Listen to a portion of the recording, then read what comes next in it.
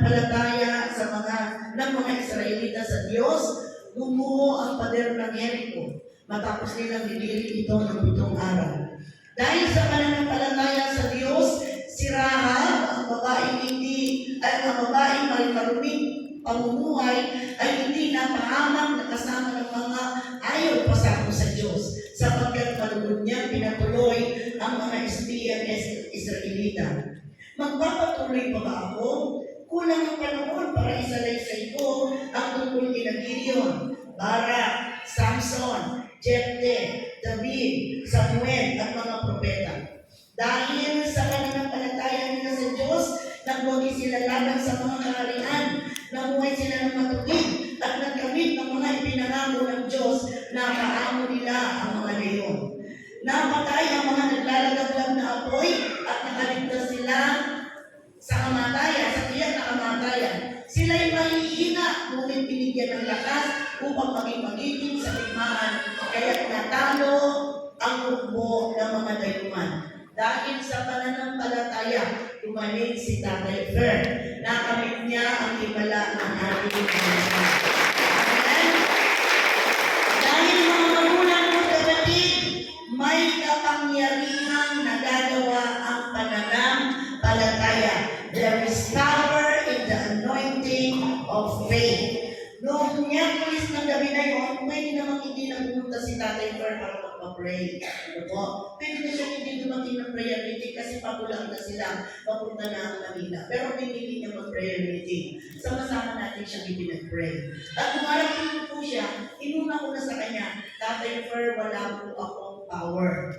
Pero kung ano po yung kaya niyong paniwalaan, yun po'y magaganan. Mayroon din pong iba na nangyari sa buhay ko kung gawin yun. Kasi pag nakabasa ako minsan ng kwento ko ni Dr. Polio Richu, yung nagmamayari ng pastor ng pinakamalaking church sa South Korea po. Ang sabi niya, darating tayo doon sa punto na makikita mo yung faith, eyes of faith or faith of eyes. Makikita mo yun sa pinagpipray. Kasi mayroon po isang dumating sa kanya, umiiyak siya, sabi niya, Pastor, hindi mo ako mahal. Kasi yung isang pinag-pray mo bumalik, ako hindi ako bumalik. Ang sabi niya gano'n. Ang sabi ni Dr. Polio Richu, hindi ako nag-favorite at wala akong kapangyarihan. Sinaresipin po ni Dr. Polio Richu, bakit bumalik yung isang pinag-pray niyang babae, yung pangalawang babae, hindi bumalik. Ang sabi ni Dr. Polio Richu, makikita mo sa tao, sa kanyang mata, yung eyes of faith na hindi ko yun naunawaan sa matagal na panahon. Marami na po ako na pinag-pray, marami din naman ang ginawa ang Panginoon. Pero kakaiba po yung naranasan ko nung gabi na yun. Nakita ko kung anong ibig sabihin ng eyes of faith kahit narito si Tatay Fer. Nung kausap ko po siya, tinitingnan ko siya, parang yung mukha niya, hindi ko may paliwanag. No? Wala akong nakita kung bakit ng lungkot, ng takot. Gusto ko nga po siyang sabihan kaya na pinigil ko yung sarili ko na, tayo, parang wala ka namang problema, parang bumata ka sa tingin ko at bumugi ka sa tingin ko. Kasi yun po talaga yung tingin ko sa kanya ng gabi na. Honestly, nasa pulpito po ako, nasa harap ko ng Diyos. Yun ang kita ko sa kanya. Yung gabi na alam ko, gagaling siya. Alam ko, doon ko naunawaan ang naalala yung sinabi ni Dr. Polio Richu. You can see the eyes of faith in the eye of faith. Makikita mo pala yun. No? So, kaya nga po nung madaling araw, nag-chat sila sa akin, at okay po, very clear. Dito, 2 beses, nag-2DA po, kailangan talaga yung ma-angiogram, kailangan mo talaga ma-angioplasty. Pero ito po, nagpapatuto siya din. Yun po hindi dahil kay Tita Lu, huwag kayong maniniwala doon na si Tita Lu nagpapagaling. Mali yun, mali. Ito po, ang nagpapagaling ang ating Panginoon. At kumikilos ang Panginoon ayon sa ating pananampalataya. Amen. Yun ang gusto namin maging sa bawat isa sa atin, yung faith. Na pag nagpupunta tayo dito, hindi lang tayo nagpupunta. Pag nagpupunta tayo dito, napapaandar talaga, nadadagdagan, lumalaki, tumatatag yung ating pananampalataya. Because faith has power. No? Faith has power. Mayroong kapangyarihan ang salita ng Diyos sa lahat ng mga mananampalataya. may pananampalataya, walang imposible. Yun ang sabi ni Lord. Walang imposible sa mga may pananampalataya. So what the anointing of faith can do, maliban doon sa nilipin na totoo ni Tatay Fern. What faith can do, ayon sa Hebrew chapter 11, verse 30 to 34. Number 1, faith lead us to victory. Ang pananampalataya ko ang magdadala ng tagumpay sa ating buhay. No? Narinig natin si Sister Catalina. Sabi na, anyang pong kami ng Kristiyano, hindi po sanapan. Sanapan. Amo ng atin, amo ng ala. Nepo, amo ng abitang manyaman pamangan, amo ng manutang. Amo ng mamayo, amo ng ali. Ibig sabihin nun, amo ko. Kung wala ka Lord, amo man eh. Amo ng manutang, amo ng manya, amo ng masa, amo ng matin, amo ng mapapalala na amo. Amo ka pero, alam pero, amo kang alam pero. Pero, kapag may faith, it will lead us to victory. Tingnan niyo po. Dahil sa pananampalataya ng mga Israelita sa Diyos, bumuo ang pader ng Jericho. Matapos nilang didirin ito ng 7 araw. Kung titignan natin, bawa dito po, mayroong pader, yung diretsyo natin, no? O, madali naman siguro ito, no? Pero kung niresearch ko po, bakit sinama yung sa pananampalataya ng mga Israelita sa Diyos, bumuo ang pader ng Jericho. Basahin natin yan sa Hosea chapter 6, verse 20. No? Ang utos sa kanila ng Diyos, yung pader ng Jericho, isang buong bagyo yun, parang isang buong fortuna. Nakabakod ang buong fortuna. Ang utos ng Diyos, ligirin nyo ng 7 araw ang buong fortuna. Tapos, isang ligid lang sa isang araw.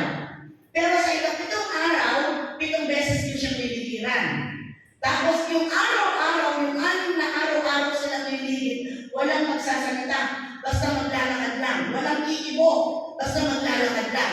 Tapos huli na sila.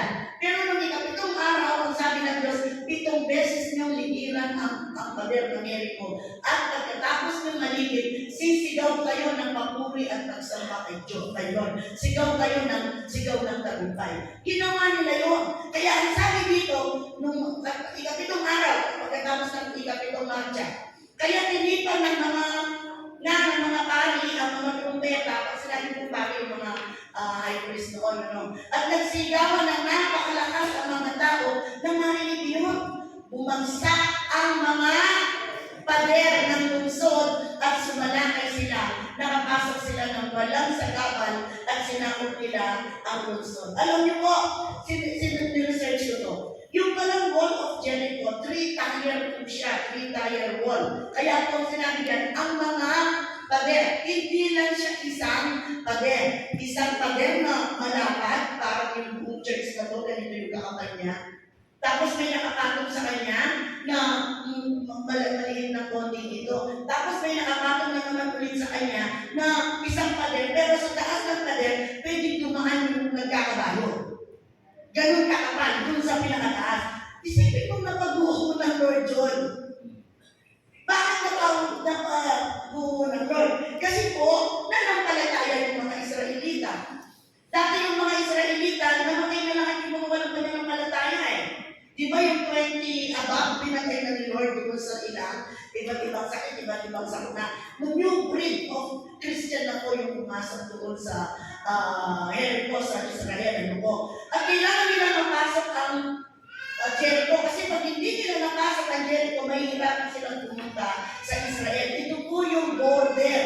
Ang Jericho ay ang border mula po sa kanilang paglalakbay patungo sa Israel. Kaya kung naman makuha nila yun, hindi sila nagreklamo kasi may faith na sila. Bakit meron na lang kasagantayan ng reklamador yun? Kung hindi naman tamang tabi yung church, pwede naman mag-pray kayong balik. Oo nga naman. Pwede nila sabihin, hindi ba kabaliwan? Ang laki-laki lang ng Jericho, liligiran natin. Hindi ba kabaliwan nyo na 7 beses mo siyang liligiran? Hindi ba tayo pinapagod ni Moises? Hindi ba tayo ginagawang kuto-kuto? Yan. Minsan mo, ganyan. Kapag may faith tayo po ay susunod lang magtitiwala lang. Pero pag walang faith, mas marami po ang reklamo. Okay? Marami yung negatibo. Marami kang iniisip na hindi maganda. Marami kang paratak na hindi totoo. Bakit? Kasi namatay yung faith. Pero ito isipin yung 3-tired na pader. Makapal. Tinignan ko po, may picture ako, hindi ko na pinakita. May makapal siyang pundasyon. Grabe. Silaki nito yung pundasyon niya, silapat ng ating church. Pero pinabuo ng ating Panginoon. Bakit? Ang sabi diyan, ang sabi po, dahil sa pananampalataya ng mga Israelita sa Diyos. Anong itinuturo po dito sa atin? Una, kapag tayo nananampalataya, tinuturuan tayong maniwala sa tinig ng Diyos. Kaya nga po nung pinag-pray si Tatay Bert, tinanong ko siya, Tay, nano kong agyong panulan? Nung nano niyang po agyong panulan, yang kong gawanin din. Nung agyong kong salbantayanan, nakagalingan kayo ng Diyos, mangyari po ito. Amen po. Kasi nung ako mo po, magsilbi. And he believes. Yeah. Sabi na, ala ko takot, ala ko may bago niyang sabi, hindi daw get mga ito. Dineclare ko na po ano hindi pagalingan namin. That's faith. Kasi naniwala ka sa tinig ng Diyos. Sumunod tayo sa tinig ng Diyos. Faith will lead us to victory kasi yun ang faith ang magtuturo sa ating makinig at sumunod sa salita ng Diyos. Sabihin mo na po ng derechahan kasi derechahan naman talaga ako ulat-ulat. Imposible ang tagumpay sa lahat ng pasaway sa salita ng Diyos. Dahil ang nagdadala ng tagumpay sa buhay, yung ating paniniwala sa salita ng Diyos. Romans chapter 10, faith comes from hearing and hearing the word of God. Ang pananampalataya ay nagmumula sa pakikinig at pakikinig ng salita ng Diyos. Kaya po napakahalaga na tayo nasa fellowship, nasa servo, at paulit-ulit na lang ako. Ito po hindi po nire-required o hindi natin nililin sa inyo. Para lang may attendance tayo, hindi. Kasi po, imposible magkaroon ng faith na wala ka sa salita ng Diyos. No po? Faith will lead us to victory. Tanong nyo, no? Natatandaan ko, ang dami nagpa-pray sa akin ng mga magpapasa ng board exam. Lagi po silang hinahamon. No? Bigyan nyo ng rason si Lord para ipasa kayo sa board exam. Hindi yung nagtitest ka ng board exam, nagtitake ka ng review, alam mo magtitest ka. Nasaan ka? Dahil ang Diyos ang nagbibigay ng tagumpay. No? Yung kaya mo yung mga nagtitest ng board review, nagtitake ng board review, yung mga nagre-review, maglalagay sila ng mga verses. Tanungin natin narito si Ate Steph. Ate Steph, nung pang nagre-review, ay hindi ka nagpaskin ng verses sa bahay mo. Okay, sino pa po? Narito ba si Ma'am Juwara? Nag-placer po yun Alam ko, nagpo siya. Yung kwarto niya, puno-puno ng verses. Bakit? Kumikilos ang Diyos sa ating paniniwala at pananampalataya sa kanyang salita. When we declare the word of God in our life, it works. Okay? Kapag iniakayag natin ang salita ng Diyos sa ating buhay, nagtatrabaho yung salita ng Diyos sa ating buhay. Ganun kakalaga ang may devotion, ang nagkikinig sa salita ng Diyos. At kapag may salita na ng Diyos, naniniwala na sa salita ng Diyos, may pananampalataya na sa Panginoon, it will make us overcome the world. It will make us overcome the world. Bakit? Yun talaga yung gusto ng Panginoon, maging overcomer tayo. Nasa mundo tayo, sa mundong pinamamayanihan ng kadiliman, mahirap magtagumpay. Pero ang tagumpay ay ibinibigay ng Diyos sa lahat ng naniniwala at nagtitiwala sa Kanya. Sabi po ng unang 1:5-4, sapagkat napagtagumpayan na ng mga anak ng Diyos ang sanlibutan at nagtatagumpay tayo sa pamamagitan ng pananampalataya. It is only faith in God. Huwag tayo umasa sa iba, huwag tayo umasa sa sarili, dahil kapag umasa tayo sa iba, darating ang araw mabibigo tayo sa kanila. Huwag natin isasandal ang pananampalataya natin sa ating kapwa. Huwag natin sasundan ang pananampalataya natin sa ating sarili. Isandan natin ang ating paniniwala at pagtitiwala sa ating Diyos. Dahil sabi po ng Mark chapter 9 verse 23, mangyayari ang lahat sa sino mang may pananampalataya. Ano daw po mangyayari? Mangyayari ang lahat sa sino mang may pera,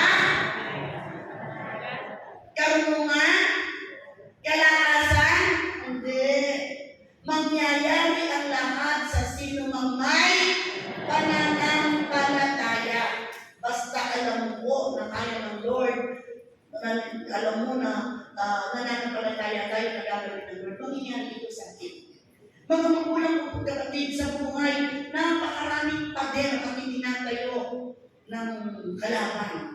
Kung ang Israel hindi ang mga Israelita hindi makakapasok ng Israel, malibang bumuho yung pader na humaharang dun sa border, ganun din naman po sa ating buhay. Napakaraming pader ang itinayo ng Diablo sa ating buhay. Kasi hindi natin alam, inayaan natin siya magtayo ng pader ng pagdududa, inayaan natin siya magtayo ng pader ng pag-aalinlangan, inayaan po natin siya magtayo ng pader ng galit, inayaan natin siya magtayo ng mga bagay na hindi maganda. Pero kapag tayo nananampalataya sa Diyos, lahat po ng pader upang hindi natin makamit ang pangako ng Diyos, kaya libanin ng Panginoon. May pangako ang Diyos sa atin. Siya'y nangangako isang buhay na ganap at isang buhay na kasiyasiya. Dumating si Jesus sa mundo hindi upang pahirapan tayo. Dumating ang Panginoong Jesus hindi upang tanggalan tayo ng ligaya. Dumating ang Panginoong Jesus sa mundo ito hindi upang tayo ipasangin.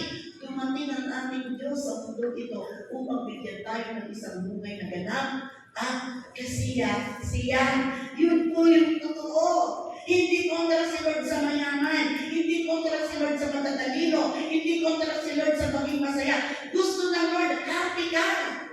Hindi senador ang may gusto na happy ka. Kasi yung mga iba, gusto ko happy ka, pero habang nag-happy ka, mas nag-enjoy sila. Tama? Dahil kinukurakot ka. Kasi sabi niya, gusto ko happy ka, pero yung mundo na para sa'yo, hindi niya binibigay, ginagamit niya. Pero si Lord, pag sinabi niya, gusto ko happy ka, ibig sabihin nun, yung kaligayahan, yung kasiyahan, yung pag-angat, yung pagganda ng buhay. 2,000 years ago, binayaran ng Diyos. Wala kukunin si Lord sa atin na hindi makaklat na mabuti sa atin. Ang tatanggalin lang ni Lord, ang iingin lang sa atin ni Lord, yung mga bagay na hindi maganda. Kasi mga pader yun eh. Mga pader yun. Pag sinabi ng Lord, lakon mo nito, babae nito, pader nito, lakon mo eh. Amen. Eh naman pwede nagpagsabi, dapat ngayon. Nalakon niya, amen po. Kasi namin ng Lord, lakon dito, ay yung kira ito, pader ito. Lakon yan po. Eh kayo po na siya sa balangigid, eh paano po ba lang siya sa balangigid? Bakit? Mangyayari ang lahat sa sino mang may pananampalataya. Faith is obedience. Hindi mo pwede iwalay ang faith sa obedience. Kapag ikaw po ay nananampalataya, mayroon pong pagsunod dapat sa ating Panginoon. Ang Diyos mismo ang nagsabi. Pag sinabi lahat, walang exemption. Kung ano yung kaya natin paniwalaan, lahat ibibigay ng ating Panginoon. Amen po! Amen! So yung mga pader-pader ng buhay, huwag kayong matakot. No, actually, yung Wednesday po, na-share ko ito kay Tatay Per, habang di ko naman alam may pag-pray ko siya, meron pa akong mga pinag-pray na mga prayer request. Pero nung nag-speak po si Sister Jen, habang nag-speak siya, mayroon dumaan na picture sa harap ko. Yung harang, kapag yung mga nakikipagtakbuhan, tapos nilulundagan nila yung harang na yun sa track and field. Nakapanood na kayo nun. Yun po yung nakita ko. Tapos siyempre, nag-speak si Sister Jen, habang nag-speak siya, ano kaya ni ikikita picture yun? Alam niyo po ang impression ng Lord sa atin. Minsan sa buhay natin may mga harang. No? Harang ng negatibo, harang ng problema, harang ng pagsubok. No? Susubukin tayo. Pag ikaw ay bumanto doon sa harang ng pader na yun, nung harang na yun, nung barrier na yun, ano mangyayari sa'yo? Mas stuck ka. Na-stuck ka. Hindi ka makakapag-move sa destinasyon ng Lord.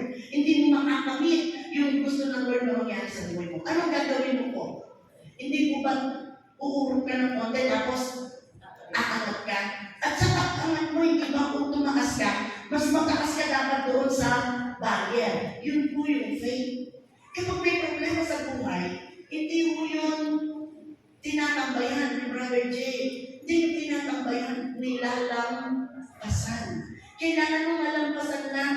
No? Kahit anong problema, basta sama-sama, malalampasan mo. Basta kahit anong paderyan, basta may paniniwala at pagtitiwala sa salita ng Diyos, malalampasan po natin. There will be barriers. There will be walls of Jericho. But if we have faith in God, lahat magkakapal ang pader na gusto iharang ng kalaban. Tiyak po, mabubuo iyon sa kapangyarihan ng Panginoon. At ito po, tandaan natin lagi. Kapag may challenge sa buhay, kapag may problema, yung biglang-bigla may sakit, biglang-bigla nagkaroon ng chismis, biglang-bigla nasira yung pangalan mo, biglang-bigla wala kayong pera, biglang-bigla, pag gano'n, no, huwag ko kayong mag-worry, huwag mag-doubt. Yun mo'y mga barrier lang.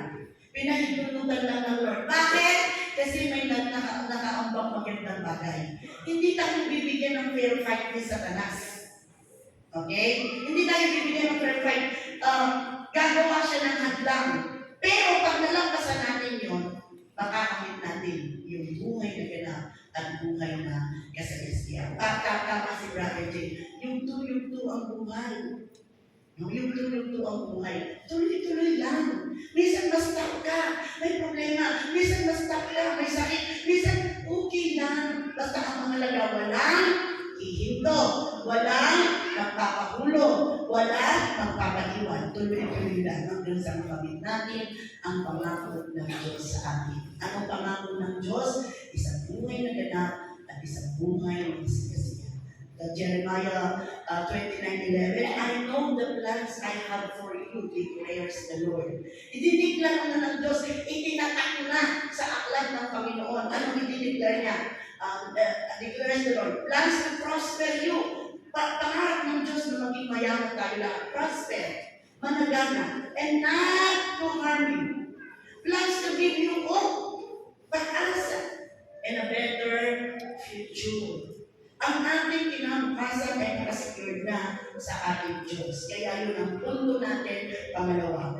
What the anointing of faith will do, pangalawa, it keep us secure. Sigurado po tayo. Pag sinabing secure, parang pag may lubog, babangon mo yung mga bagay na mahalaga para hindi sila mabasa.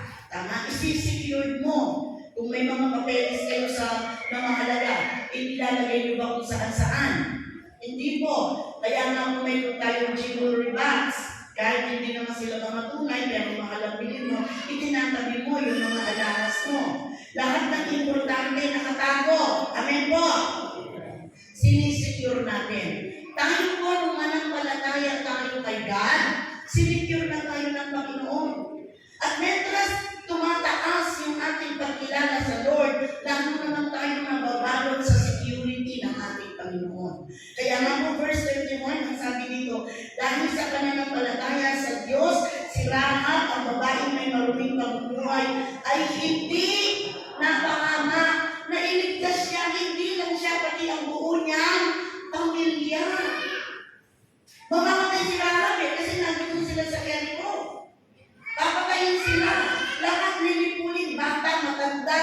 Kasi yung unbeliever sila, namumuhay sila sa hindi tama. At ayaw ng Lord yung gusto maglinis ng Panginoon. No? Pero si Rahab, nakikutsyaba siya sa mga tiktik ng Lord. Nanampalataya siya. Kasi narinig niya. Ang sabi niya, narinig namin na ang Diyos ninyo ililipurin ang mga kagaya nito. Sabi niya, alalahanin niyo ako. So because of faith, yung narinig niya, nagkaroon siya ng faith. Anong nangyari? Naligtas siya at ang kanyang buong pamilya. Kaya nung makalabas siya mga tiktik, tapos nagpasubog na si Moises, ito po yung sinabi nila, Joshua chapter 6 verse 25.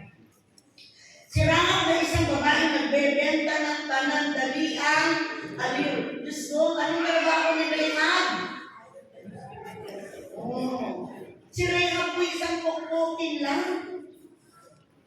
No? Pero tingnan nyo, si Rahab na isang babae nagbebenta ng panandaliang aliw, ay iniligtas ni Josue, pati ang buong angkan nito, sapagkat itinago nito ang mga lalaking isinugo upang lihim na magmanman sa Jericho. Ang mga naging anak ay sumunod, ang mga naging anak at sumunod na saling-lahi ni Rahab ay nanirahan sa Israel hanggang sa araw na ito.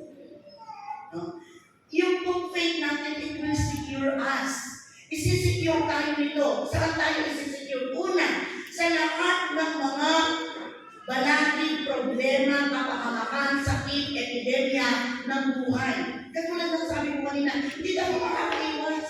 There will always be harm. There will always be problems. There will always be sickness. There will always be diseases. But our faith in God will protect us from any harm. Kasi katulad ni Rahab.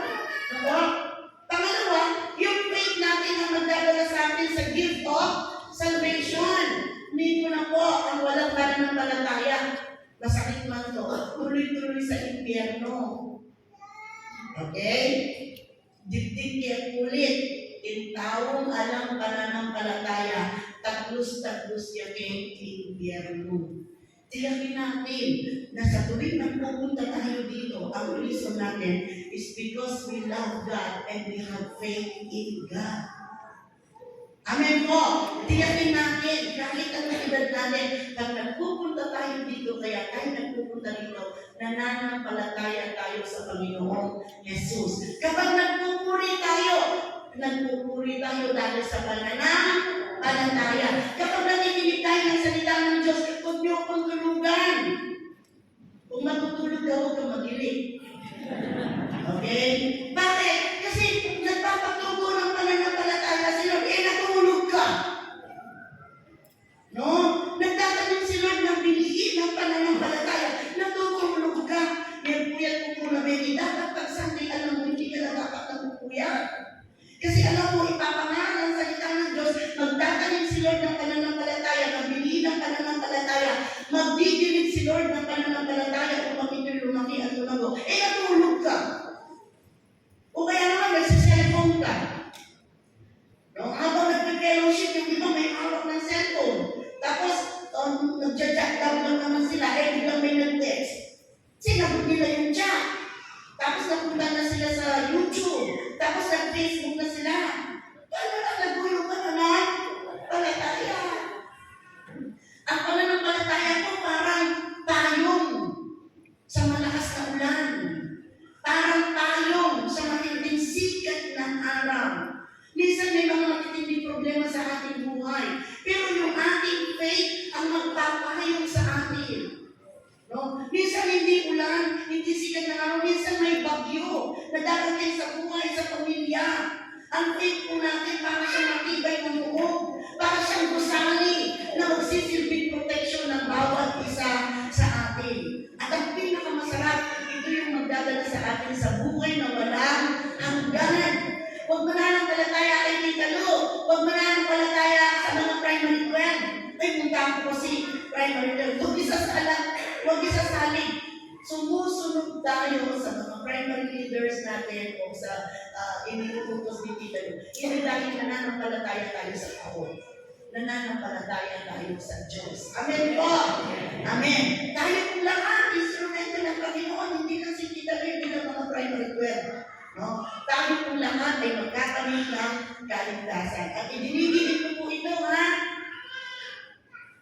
Walang makakarating ng langit kung walang pananampalataya.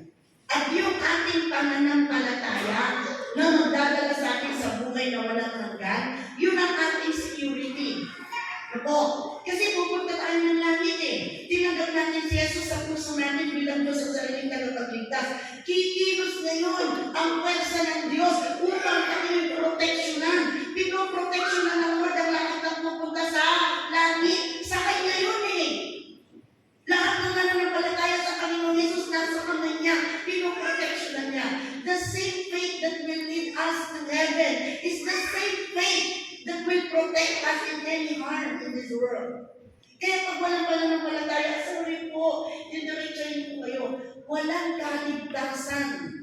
Pag walang pananampalataya, impyerno ang bagsak natin. Eh, pupunta ka naman ng impyerno, ba't ka pa pangangalagaan ng Diyos, pupunta ka naman ng impyerno. No? Sino pangangalagaan ng Diyos? Yung nagtitiwala sa Kanya, yung ang pangalan ay binura sa talaan ng impyerno at nililipat doon sa aklat ng kordero ng Diyos. Lahat ng tao tumanggap kay Jesus, nakasulat ang pangalan, nakatala ang pangalan sa record book ng Lamb of God. And because our name are written in the book of the Lamb of God, lahat ng nakasulat sa pangalan yun, po-protectionan ng ating Panginoon. That's what faith can do. No? There is power in faith. Ito po'y ipinagkaloob sa atin ng banal na spirito. Regalo ng banal na spirito ang pananampalataya. Pag tinata natin ito, kung ito ng banal na spirito, pagkalagaan natin ito. Kasi ito yung protection natin eh.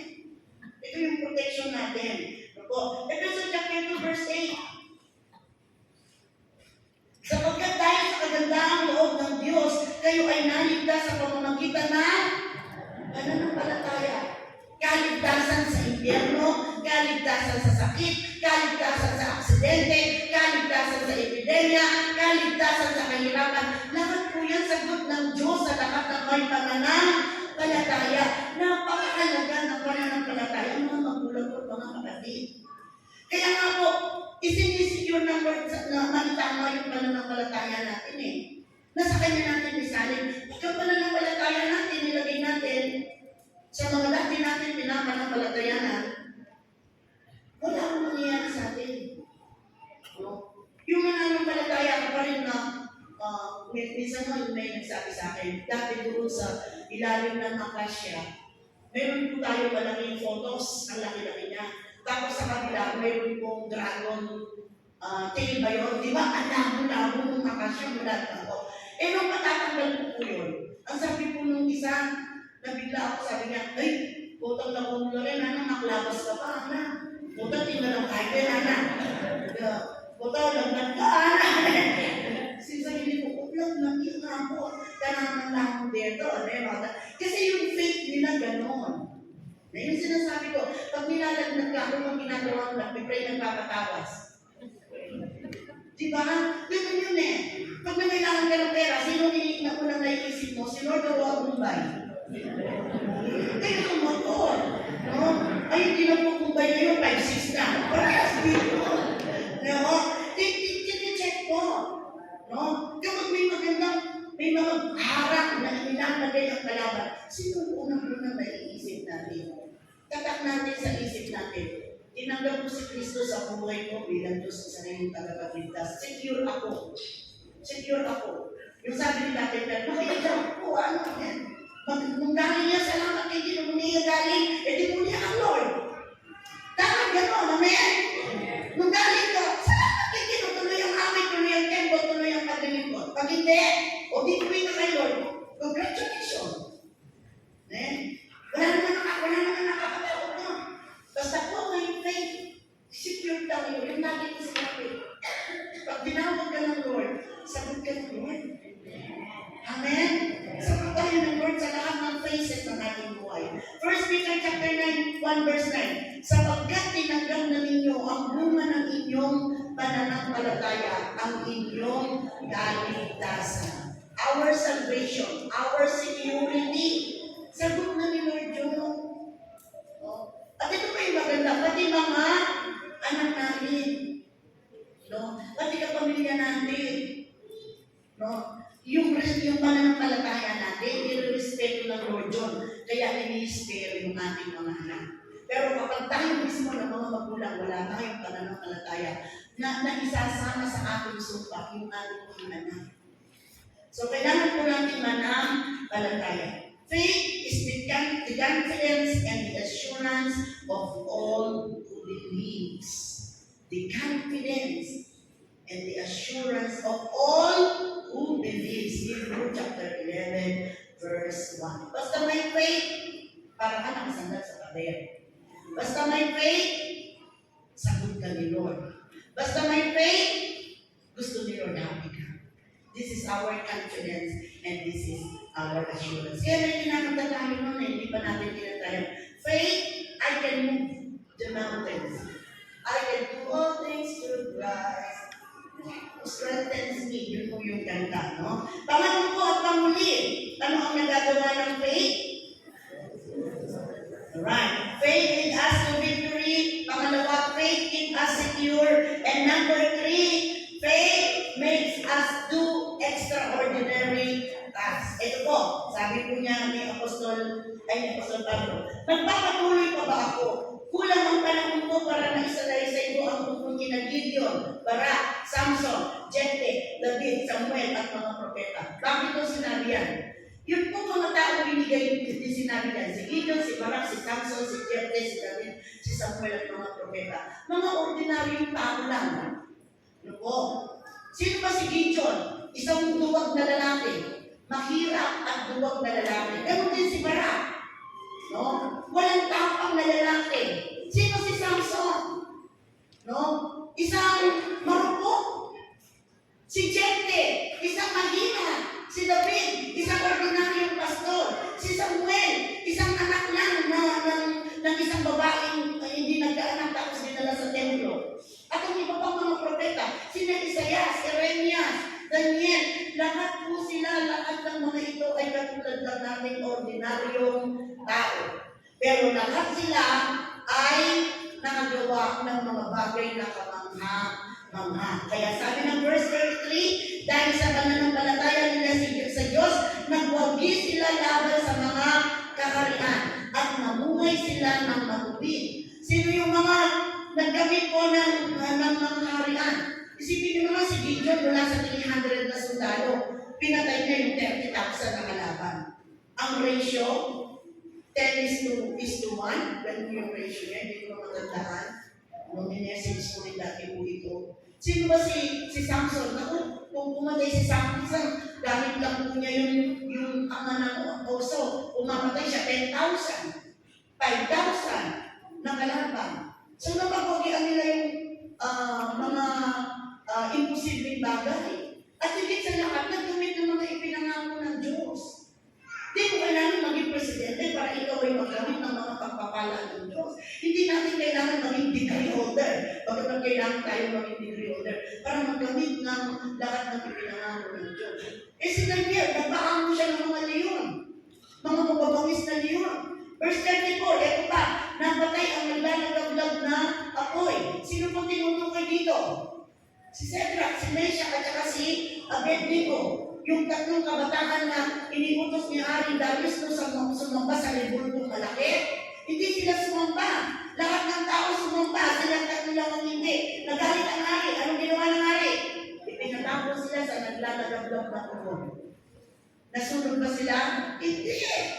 Because of their faith to God, hindi nila tinalikuran ang kanilang pananampalataya. Kahit alam nila mamamatay sila, hindi sila tumalikod. Hindi nila itinalikuran ang kanilang pananalig kasi nasa ibang bayan sila eh. Anong nangyari sa kanya? Nung itinapon na sila sa naglalagablag na apoy, lumabas sila ng walang kahit na anong sulit. Okay? Nakaligtas sila sa tiyang nakamatayan. Ito yung masarap. Sila'y mahihina, ngunit binigyan ng lakas upang maging magiting sa digmaan. Kaya natalo ang mundo ng mga kaiwan. Anong itinuturo nito sa akin? Kagaya po ni David, ni Samson, ni Jephthah, tayo mga ordinaryong tao lang. Pero alam niyo po, kapag tayo may pananampalataya, we can do extraordinary things. Kung sa standard ng mundo, hindi ka nakapag-aral. Sa standard ng mundo, wala kang pera. Sa standard po ng mundo, wala kang binagbat. Pero lagi niyo po tatandaan, kapag may pananampalataya, we can do extraordinary things. Amen? Hindi masama ang pera, pero mas maganda yung may pera ka na, may pananampalataya ka pa. Ngayon, kung wala kang pera, mayaman ka pa rin kapag may pananampalataya. Kaya natin gawin ang mga bagay na hindi kaya gawin ng mga hindi mananampalataya kahit may pera po sila. Kaya mga magulang ko kapatid, yung sinasabi ko, hindi mo naman kailangan magpa-upload 24 hours para kay Moro. Diba? Magtrabaho ka, pero hindi naman kailangan kagabi nga ako usap yung mga Hindi yung kapag nagtrabaho kayo, ako, iiwanan nyo na yung gawain ni Lord. No? Sa life class ko pala, meron tayong life class online. Nasabi ko sa mga nag-aaral na nagla-life class na nasa ibang lugar. Nasabi ko sa kanila, ano ko, kasi sabi ko, paano nyo nakikita ang sarili nyo 3 to 5 years from now? So nakita nila, matatapos na sila. Very good. Isa lang ang pinapakiusap ko. Pag natapos kayo ng pag-aaral, huwag niyong iiwanan si Lord. Kahit mga babayan kayo, kahit kung ibang bansa kayo, huwag niyong ilalaglag ang inyong pananampalataya. Bakit? Lahat ng pinagpapagura natin sa mundo, ang lalaki. Lahat ng pinagsisikapan natin sa mundo, saan ba ito mauuwi?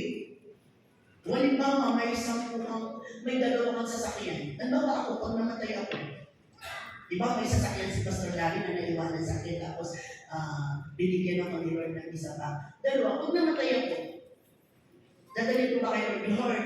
Salamat sa Velos. Madadala mo? Kunyari may savings ako ngayon. Dakihan ko mayroon akong savings na 1 million. Yaman ito. No? Tapos, iba kung maniwala kayo, tapos utangan nyo. Pag namatay ako, anong gagawin ko doon?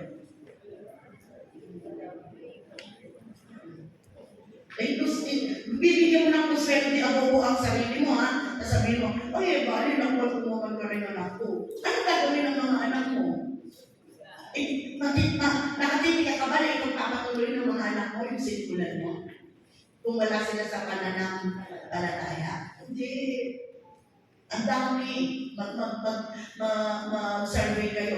Yung ipinundar ng mga magulang ng negosyo, pinalaki ng pakinagdagi. Nung ilipat sa mga anak, isinugal ng mga anak na umpos ng kanilang negosyo. Because walang faith. That's walang faith. Pero kapag may faith, hindi ang magtinda ng bisbolyo. Nakagawa kong alabati. Kapag tinda ng bisbolyo, pero may faith ka, tapos pinag-pray mo yung may sakit. Diba? Tapos bumalik yung may sakit. Okay? Yung nagtitinda ka lang ng ice cream, tapos mayroon kang nadala kay Lord, extraordinary yun eh. Extraordinary things na hindi tayo gawin ng kahit na sino. So tayo mahihina, ngunit dahil sa pananampalataya, bibigyan tayo ng Lord ng lakas upang tayo maging magigiting. Yeah. Yung pagkakama mo, nababahagi na muna sa kita, pagiting na ngayon eh. Ano ba yung magiting? Yung naninira ka ng kapwa o nag-bless ka ng kapwa? Yung kapag isang tao, hindi mo naman siya kapamilya, humingi ng prayer request, pinag-pray mo siya. Gagawin ba sa akin ng mayor yan? Gagawin ng gobernador, ipag-pray tayo kapag may sakit tayo? Hindi.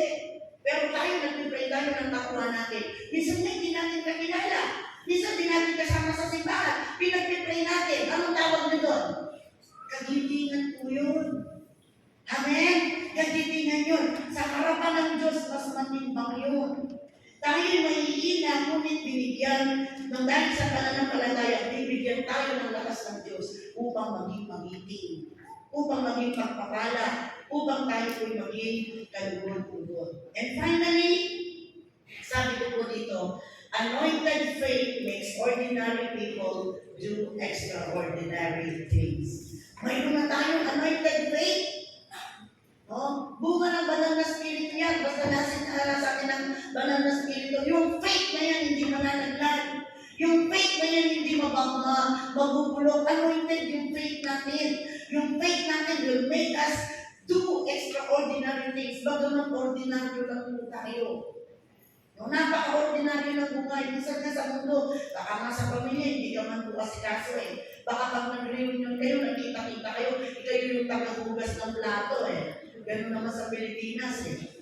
No? Pwede bang baligtarin natin, yung mga walang pera, yung nakipaghugas natin ng plato. Kagitingan yun eh, no? Hindi yung may pera, parang kung sino. Gawin nyo dito. Repeat ka. Tayo naman, parang mo, sinabi nyo, ay, mututo. So, anointed faith makes ordinary people do extraordinary things. Another, anointing of faith can lead us to victory, to security, and extraordinary things. VSE. Ang pananampalataya ay magdudulot sa atin ng tagumpay, ng seguridad at mga kamangha-manghang bagay. Ulitin ko po, ang ating pananampalataya ay magdadala sa atin sa tagumpay, sa katiyakan, at sa mga kamangha-manghang bagay. So, we can be what we want, what God wants us to be because of our faith. May gusto si Lord sa iyo na gawin. May inihanda ang Lord para sa atin. May gusto ang Diyos sa atin na ipamuhay natin. May gusto ang Diyos na gawin natin sa buhay. May purpose tayo lahat. May plan tayo lahat sa timeline ng Lord. Sa kamay ng Lord, may bala siya sa atin. Hindi natin lahat magagawa yun kung walang pananampalataya. Pag walang faith, kung paano kayo sinilang, ganun ka lang mamamatay. Pero kapag may faith, magagawa ng Diyos ang gusto niyang gawin sa atin at magagawa natin ang gusto ng Diyos sa atin na gusto niyang gawin. Because faith will give us security, will make us do extraordinary things, and will lead us to victory. Mga magulang, importante po ito. Kaya ngayong umagang ito, sa panghuli po, nais ko kayong hamunin, just faith it. Anong ibig sabihin ng just faith it? Bakit na lang ang pananampalataya? Anong ibig sabihin ng may faith it? Kapag may problema, just faith it. Kapag may sakit, just faith it. Kapag nasasaktan, just faith it. Kapag mayroon kang hindi maunawaan sa buhay, just faith it. Kapag may pangarap ka, just faith it. Walang imposible sa ating Diyos. Amen po. Kaya ngayon inahamon tayo ng salita ng Diyos.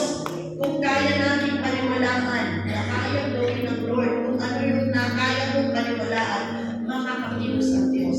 Uulitin ko, si Tita Lu walang power, but I have faith in God. Amen? Nung bago ako magpastor, ang daming nagmeron sa akin. Ang daming, hindi ko pwede magpastor, bahay ka lang, ang gagawin mo.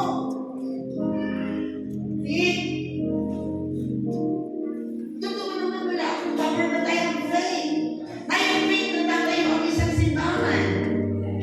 Amen? I have faith na darami tayo. I have faith na magsasama-sama tayo in all God's. Magaling si Tita Lu, hindi. Magaling si Tita Lu, hindi. Lalong pera, wala yun, ha? Ngayon meron na, dati wala talaga. Ang mayroon lang po ako, faith in God. I believe that the Creator of the universe can create something good and beautiful in our life. I believe the one who you told us that nothing is impossible can do possible things in life. Kaya ngayong umaga ito, inahamon tayo ng ating Diyos. Ang faith, ang ating confidence and assurance. At ang sabi ng Lord sa Mark 9:23, mangyayari ang lahat sa sino mang mananampalataya. Mangyayari ang lahat. Just faith it.